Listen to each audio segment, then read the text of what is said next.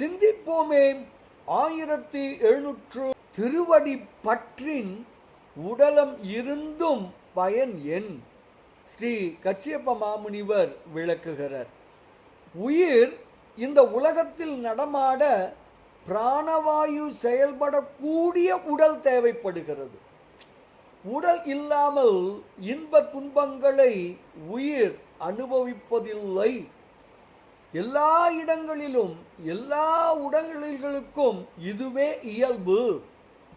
மனத்துக்கண் மாசு இல்லாதவராய் பஞ்சாக்கரவன் திருவடியை சென்று பற்றியவர்கள் உலக இன்ப துன்ப வாதைகளால் மயங்க மாட்டார்கள்.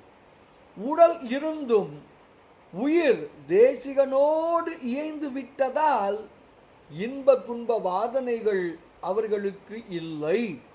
இப்படியாக அடிபற்றினோர்க்கு இன்ப துன்ப வாதனை இல்லை என்று விளக்குகிறார் ஸ்ரீ கச்சியப்ப மாமுனிவர்.